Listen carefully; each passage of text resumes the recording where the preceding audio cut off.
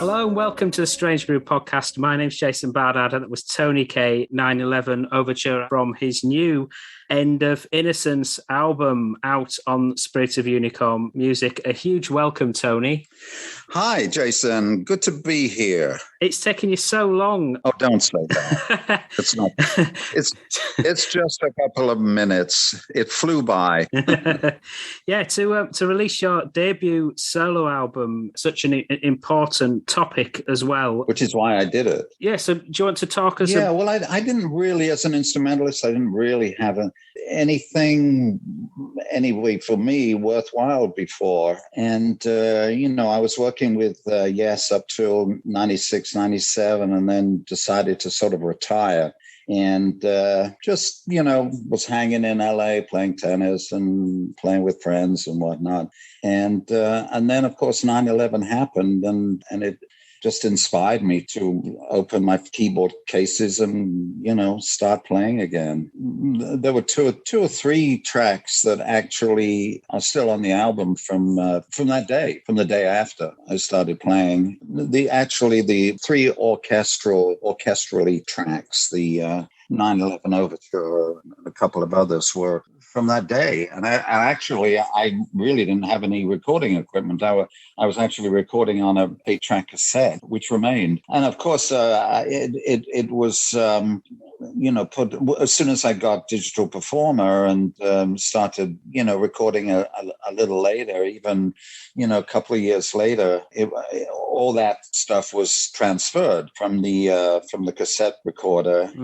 How did you piece that all together? Well, it went over a period of time, of course. I mean, it's been 20 years, and actually, I always visualized it. I slowly started writing the music for it, not really knowing where it was going, but really emotionally impacted from that day and having started it to really when I was able to actually put it to video, which was really when iMovie came out, and I really got kind of interested in editing, and to this day, I mean, I edit and film my wife's videos, and the video that was on YouTube for maybe 3 or 4 years was from a period when I first learned how to put the music to the videos of that day. So it was kind of an important transition, really, in learning the editing process. And of course, it went on from there, really up until 2 years ago, where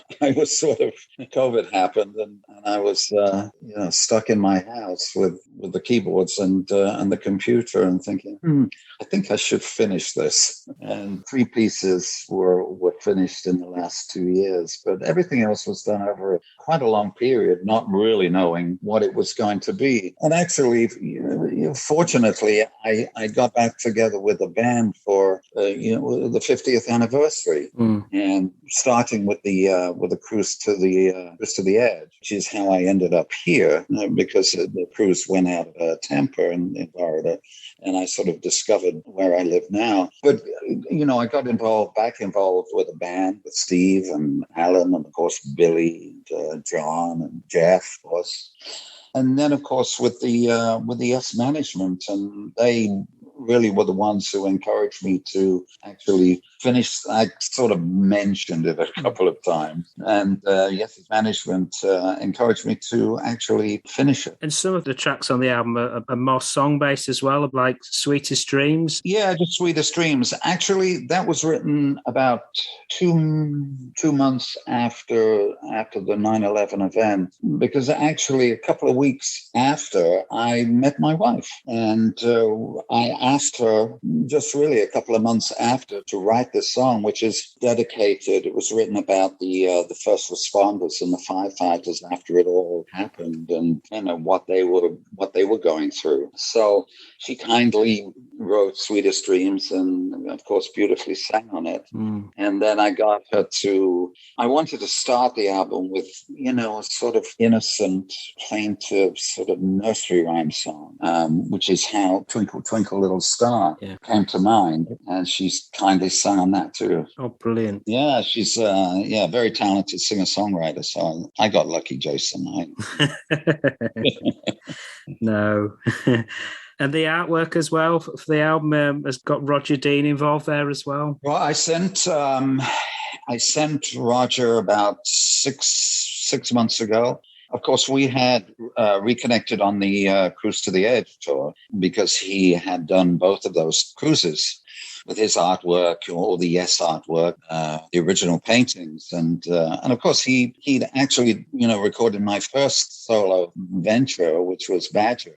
And he did the painting for One Light Badger. So we sort of reconnected. And about 6 months ago, I sent him the album. I said, I trust you. I don't know what you're going to do, but because obviously I had something in mind of what visually what it represented. But I think he did a great job. And of course, Mike Enns, who he works with on other projects, did the booklet and came up with the idea of writing short vignettes about the 16 tracks. And so, yeah, it worked out. Roger worked out great. It's a little dramatic, of course, but that's what it was about. So. Absolutely. And do you think completing this album has given you the inspiration to do more solo work? Well, that has to be seen. I can't promise you anything, but it's certainly inspired me to have my studio here and be playing keyboards. And it would be great if something came out. But I do have to be inspired by a project. It is a sort of instrumental thing. It's not writing songs, it's writing. And in fact, this album really is 16 tracks. It's an hour, 10 minutes, but really has to be listened to as one piece. I don't know whether you felt that. Absolutely. It's like listening to albums in the 1970s, really. This is something where, you just put I think in this case, the CD in and then just listen as one piece. Back, yeah. I mean, it is true. And I was always sort of dark by the fact that Dark Side of the Moon had been written. It was like, okay, you guys did it. You did that long form album. And of course, there has been a few that similarly. And I was very inspired by Vangelis too. His Blade Runner album was very inspirational to me. And I did listen to it over the years as an inspiration of what this turned out to be.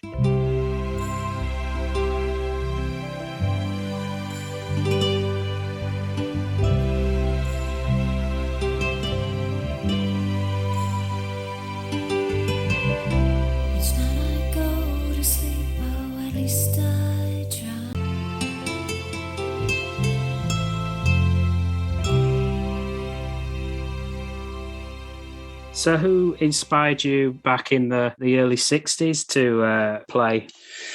Well, actually, a good question because the first band that I ever saw the Il Rondo Club in Leicester, right. And the first band I saw there was the Graham Bond Organization. Wow! In fact, one of the tracks on the album is sort of a dedication to what I heard from Graham Bond, and of course his inspiration and to me playing Hammond. He was the first Hammond player that I heard who had cranked up a Hammond and was playing it like a rock and roll dude. The track on it's called 285 Fulton Street on the album. It's really a band really playing on the streets of New York. It's a New York street band that runs, and I got the inspiration from the Graham Bond band. Jack Bruce, Dick Hextall Smith on sax. So I have saxophone on it, and of course Ginger Baker was in the band. So yeah. That was my first inspiration. And of course, down the line, there was all kinds of other things, other bands. Progressive movements came out of London in the late 60s that were very inspirational too. I mean, the one band that really was my inspiration was the band. Yes. I absolutely adored the band music. Your story in the 60s follows the path of the sounds of the era, and you're on that London scene. And I think you did some recordings with Jimmy Winston, who was originally in the Small Faces. Yes, yeah. We had a band, John Weeder, and I forget the name of the guys in the band. But yeah. In fact, Jimmy Winston was really just before I met the guys, Chris and John Anderson in the Shaz Club on Water Street. That was the beginning of meeting those guys there. I think I've read before that you hung out around the sort of Marquee Club and that sort of area. Yes, I mean the Marquee Club was really the center of all music activity in Water Street, and of course next door was the Shaz Club, which was a little upstairs drinking club, and of course the Ship Pub. It was the hangout place for musicians of the day, and everybody played there. Stones played there. We, eventually after we got the band together and we rehearsed a little, got a residency at the Marquee Club. I think we played there Tuesday night. It was a residency. We played there every Tuesday, and Emerson, Lake and what was the Nice back then, Keith Emerson's band, who, of course, was also very inspirational on the Hammond. I think they played there then on Wednesday. So I mean, it was the scene. In the band, you managed to get enough money to get an organ? Yeah, eventually, I at the beginning of I graduated from the Vox Continental to a Hammond. Yeah. And this was the era where bands were starting to branch out more and do more extensive pieces, but prog music as we know it now didn't exist, so it was an evolution. Yes, it was very, very much. At the end of the 60s, the progressive music revolution really started to happen. Gentle Giant, Jethro, Emerson, of course, Pink Floyd. I love to go watch Pink Floyd. They were very experimental back then. And, at the beginning, Yes really didn't have any original music. A few songs that John and David Foster had written sort of pre-Yes in the Warriors. Yeah, so we were kind of doing covers of other people, of course, in our experimental Yes way. Every Little Thing was a great example of that, but then you'd start branching out. Yeah, I mean, there were a few. I mean, Every Little Thing, No Experience Necessary, Beatles, there was America, there was quite a lot of things. Well, I mean, we just wanted to play. We didn't really have songs or original music, and that was the direction we went, and it kind of became the sort of direction of, past my time with them. And do you think it was Steve Howe, when he came into the band, that really solidified the sound? Well, I think it coincided with the fact that John and Chris were writing original songs. And then, of course, Steve and we all went down to Devon and created the Yes album, really the third Yes album. And that was really the beginning of the originality of Yes. Off that album is Yours Is No Disgrace, where there's, the whole band gets a credit on that one. How did that song evolve? Well, Steve and I started it, with that whole long intro. And we had written that one day, and then John and Steve came in and started writing the rest of it. Then John and Chris. It was a very creative situation down at the cottage. Of course, is the place that Steve still lives. Very creative, middle of nowhere. Yes, you just have that freedom, yeah, and space to experiment. Right, and of course, going from recording albums in a sort of a radio station control room, where basically you just played the track once. We went to a recording situation where experimenting became the norm and taking time to record, so it definitely evolved into a whole other thing around that time.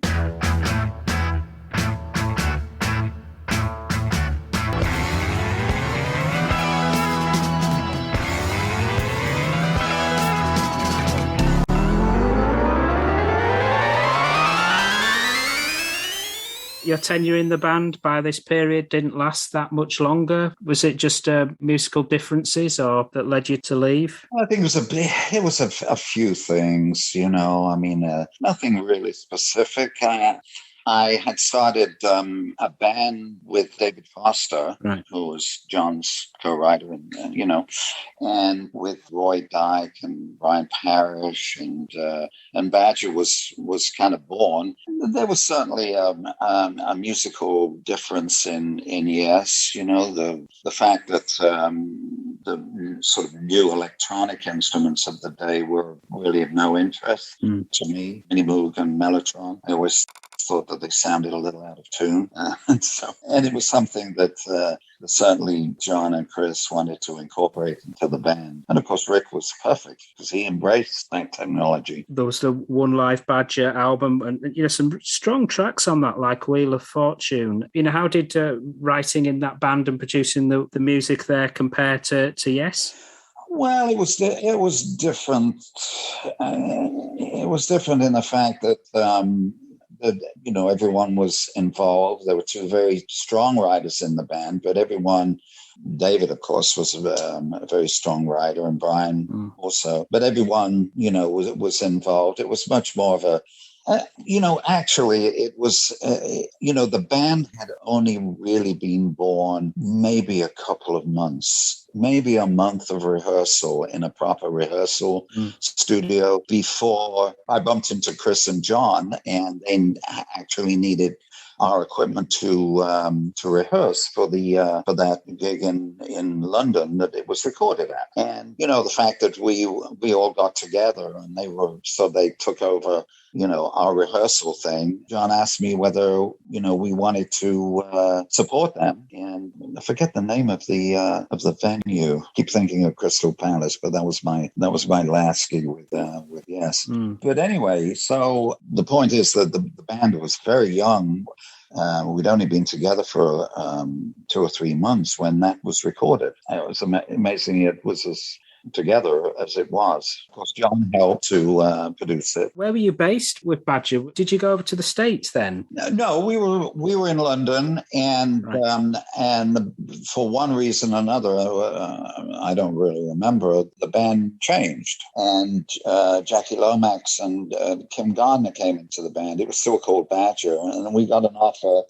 We joined another record company. I think really that was how it turned out, and they wanted a change or something. And we ended up in recording in New Orleans. Right. That was the second. But of course, it really changed the direction of the music of the band, and it was not to be. Those Badger albums they're almost like two different bands out. They're quite different sounds. Yes, I mean completely, and of course it was not completely totally to my liking, but it was what it was, and we had the opportunity to come to America and record in New Orleans, and that was something that I wanted to do, and we had a great time. We actually recorded there for maybe over 6 months, and lived on Bourbon Street and experienced that whole thing, which musically, I'm not sure that it was exactly, what I had in mind for the band, but it was certainly a musical situation that I really enjoyed being in an environment that I enjoyed. Dr. John and all those guys playing in clubs on Bourbon Street. It was pretty cool.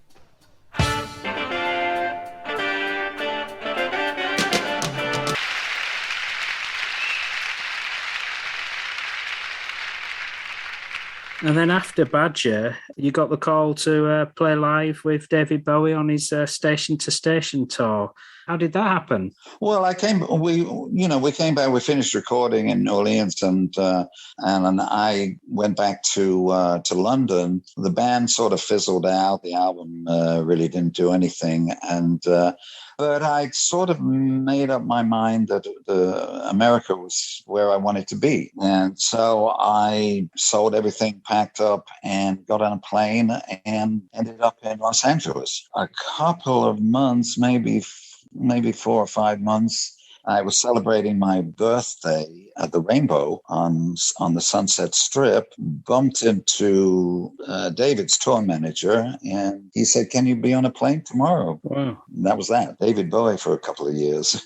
What was the time span in terms of getting that call and playing the first show? Oh, the next day. Wow.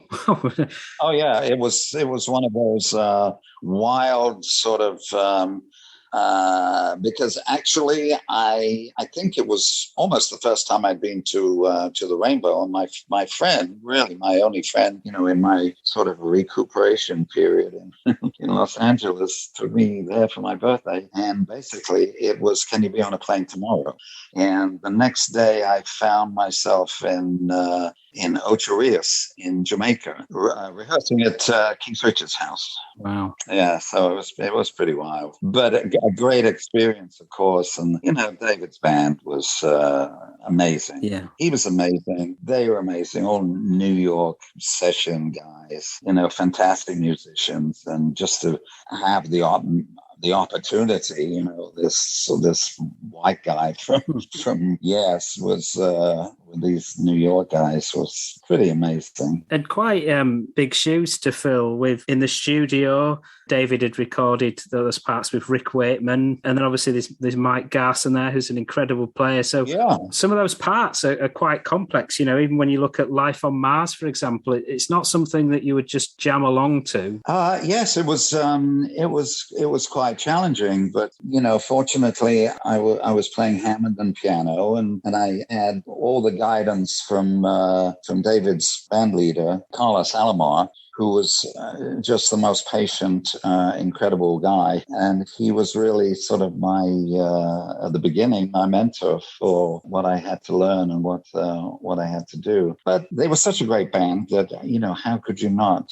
And actually, in a lot of ways, they were a jam band, and even though had to,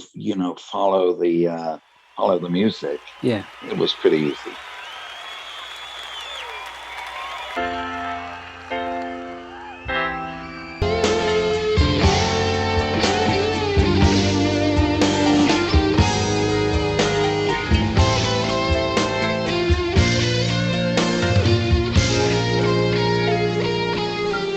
What led you to not carrying on with David and then linking up with Michael DeBar and Detective? Well, of course, the tour ended. David was, went on to other things. He moved to Berlin with Iggy, where we played there at the end of the European tour, and he was very caught up and loved the creativeness of Berlin. And so he went on to do his thing, and, that was the end of it. And I was sort of fried by that time, and just sort of got into playing tennis, sort of retiring for a little while until I met Michael, and he persuaded me to not exactly to join Detective, but to play with him. So then there was Detective, and then I bumped into Tommy from Badfinger, and the whole Badfinger thing started at the end of the 70s, and ended up in Miami recording what was to be the last Badfinger album. Consequently, bumped into Chris, who was on the drama tour with Jeff and Trevor Horn. Went to the show in Miami, and we were recording in Miami. He had rented a house for his family on Key Biscayne. It just happened that I was living next door. Right. So coincidences happening. And Chris and I got to talking, and he said that he was thinking about putting another band together and had found a guitar player. And, when I got back to LA, I should, and of course that was Trevor. Ah, yes. So how long were you in Badfinger then?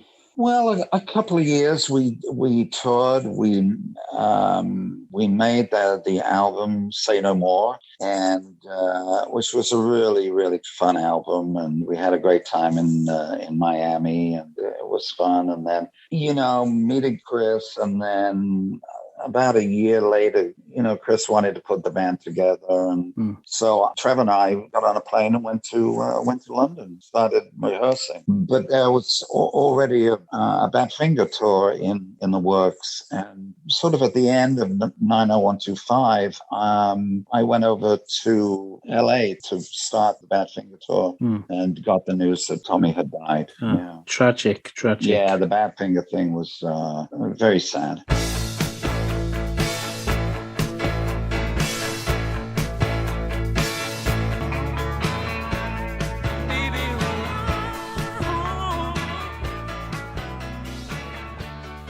When you were collaborating with Chris and Trevor originally. Was that not known as Yes? No, that was Cinema. We were actually called Cinema before we got sort of back together with Atlantic Records. And of course, we'd rehearsed for about 9-10 months and then went to the studio, recorded the album. Of course, John arrived from Paris and came to the studio, wanting to be in the band, and became Yes again. Huge success with Owner of a Lonely Heart. When you heard that song, did you realise what a hit it was? Well, I had sort of left the band at that point. I had my disagreements, and especially with Trevor Horn at the end of recording 90125, and I went back to LA, and in fact started a T-shirt company. I used to sell T-shirts at swap meets, and one day I was sitting there selling T-shirts, and suddenly Owner of a Lonely Heart came on, and I thought, I recognize that. And a couple of weeks later, Trevor phoned and said, we're going on the road. So that was the end of the T-shirt business.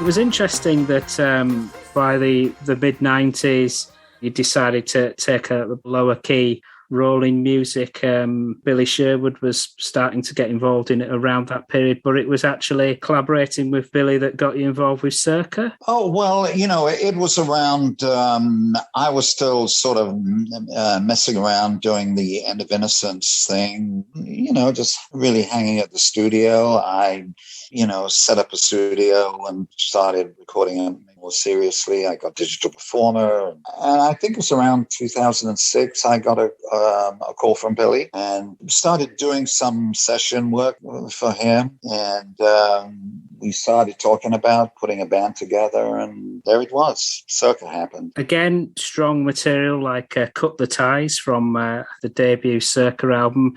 How did you write material in that period? Did the band jam, or did someone particularly lead? Well, Billy's the primary songwriter. Yeah. But we, in those early albums, we collaborated on musical things and creating the music and him writing the lyrics. And but yeah, basically it was a collaboration that stretched out into, of course, Alan was involved. Alan White was involved with the band at that time, and Jimmy Hahn. Of course, we came up with that Yes medley that was 40 minutes long.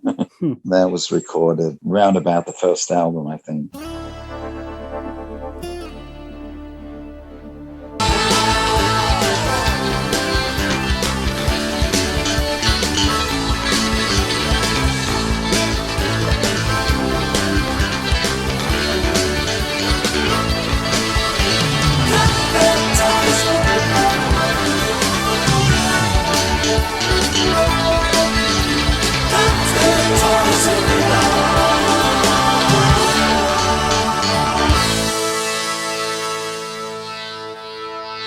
To go even more up to date, was it therefore a more easier or natural process to guest with the current lineup of Yes in the Cruise to the Edge shows? Well, yes. The fact was Billy had joined the band. He'd successfully integrated into the band, and then of course we lost Chris, and it became another thing. And then my friend Jay, who is also on End of Innocence, he did the drums on the track Flight 11. Yeah. And I'd known Jay. In fact, Jay was in Badfinger for a brief moment, but I'd known Jay since he was 17 years old. He first arrived in LA. He was sort of put in place to help Alan when Alan hurt his back. Went through that. And, I was invited to do the Cruise to the Edge. And then, of course, the 50th anniversary happened, and happily they invited me to be on the tour. So, it all came in a bit of a full circle, really, especially with Bill. Thankfully, it was great that Billy and Jay, but actually, getting to know Steve after all those years, it had been 40 years since I'd seen him, was really a very nice thing to happen. Yeah, and a real celebration of those times. It was after Cruise to the Edge, there was the 50th anniversary tour, and you got to play those songs from the Yes album, like Starship Trooper again. It must have been all of those a huge songs, response and just great fun to do. It was. Of course, I hadn't really been in front of a big audience or a Yes audience in a long time, and it was a very, the band was very happy. They were all great friends and just having a good time and enjoying the band with John, of course, John Davison at the helm, and Alan was doing a lot better. The band was just playing really, really well, and it was just a very happy time that coincided with the 50th anniversary, which was quite a milestone. Rock and Roll Hall of Fame and all of that. Yeah, thanks so much for your time, Tony. It's been such a pleasure talking to you here. Obviously, to mention End of Innocence, and hopefully the muse will strike you, and you will continue to craft and play on some new music as well as you've done with your new album. I think it would be a great thing. I'm not sure what it would be, but I'm certainly inspired by what has transpired with End of Innocence, and I will let you know when it happens. Brilliant. I'm sure we'll all be looking forward to that. Okay. Thank you again, Tony, and it's been a real pleasure. My pleasure, Jason. Good to talk to you. Bye-bye. Bye-bye.